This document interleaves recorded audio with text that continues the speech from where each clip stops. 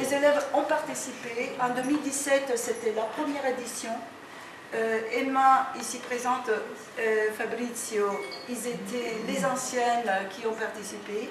Et avec eux, on a participé à la délégation qui a donné aussi le manifeste à M. Macron il y a 2 ans, il y a 1 an, si je ne me trompe pas.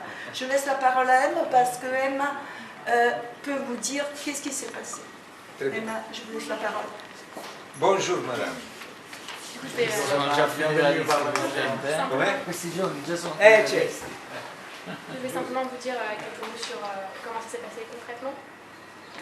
À la source de notre projet, on avait envie de créer une communauté et de faire entendre notre propre voix sur une Europe où on a grandi, parce que la plupart d'entre nous, quand on est né, il y avait déjà l'espace Schengen, déjà la zone euro, et donc on avait un point de vue très particulier qu'on voulait faire voir.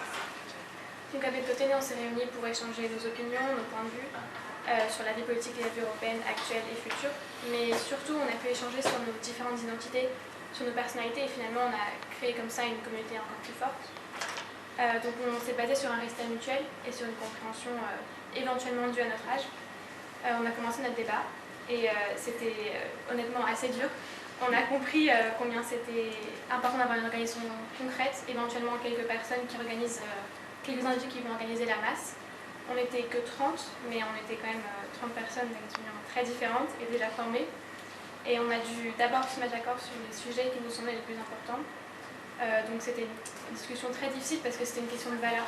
Et on était 10 personnes d'Italie, 10 d'Allemagne et 10 de France. Et même si c'est des pays qui ont une très longue histoire avec l'Europe, on était déjà avec des points de vue très différents avec le contexte actuel.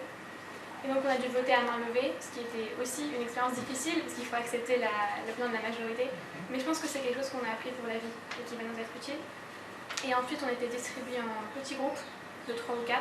Et on a travaillé sur des articles. On voulait à la fois montrer nos valeurs, mais aussi faire émerger des mesures concrètes. Et c'est un équilibre qui était très difficile à faire, mais que je pense qu'on a finalement maîtrisé. Et on a passé notre temps à traduire, à rire et à finalement réussir à se comprendre, à faire des compromis et des concessions. Et donc c'était extrêmement difficile comme semaine, mais extrêmement enrichissant. On a fini par réussir à comprendre le point de vue de quelqu'un qu'on n'aurait pas compris le premier jour. Et donc on développait une conscience des difficultés du débat politique, de combien on n'aurait jamais pensé aux choses lesquelles les autres personnes pensent.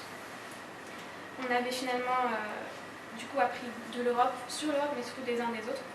Et la conscience politique que Ventotene a éveillée chez nous, elle est pour la vie. Pour beaucoup d'entre nous, la première élection à laquelle on a pris part, c'est une élection européenne. Et je pense que ça symbolise totalement les opportunités, les privilèges et les ambitions qu'on a en tant que génération. Je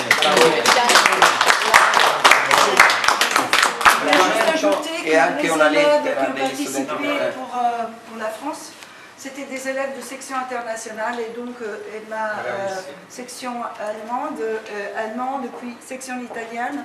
Il y avait des Anglais, il y avait des Portugais, des Arabes, j'ai oublié quelqu'un, Espagnols. Voilà. Juste pour, merci. Vous êtes des étudiants du lycée, j'imagine, non?